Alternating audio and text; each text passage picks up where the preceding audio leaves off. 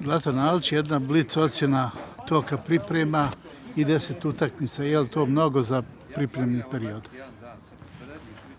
Da počnem? Ok.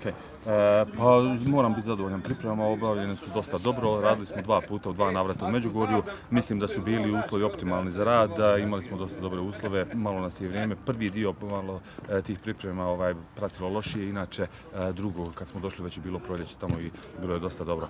Što se tiče odrađenih priprema moramo biti zadovoljni sa svime, ostvarili smo dosta dobre rezultate, jako mnogo minutaže su dobili igrači, znači svi, znači i oni koji su imali prethodnu minutažu i ovi za koje se traži još uvijek minutaža. Tako da podijeljeno je to na tih 10 utakmica koje ste spomenuli i mislim da su svi dobili dovoljno prostora da se pokažu, dokažu i da se nametnu.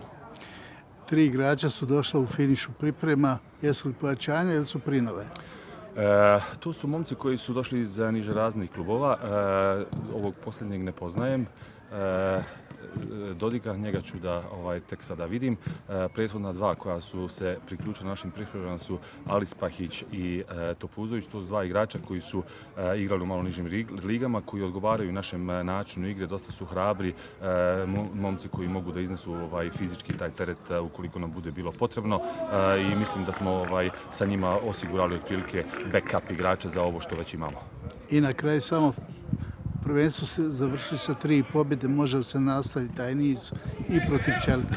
Želja je i namjera je pobjeđivati svaku utakmicu bez obzira na protivnika i bez obzira da li se igra kući ili se igra na strani, tako da Sloboda i u drugi dio priprema pristupa sa istim imperativom, a to je pokuša da pobjedi sve što se može pobijediti, koliko ćemo dobaciti, vrijeme će pokazati. Mi smo jedna, da kažem, dosta ovako skromna ekipa i brojčano i kvalitetom, sa ovim što imamo i što raspolažemo, jako dobro pariramo.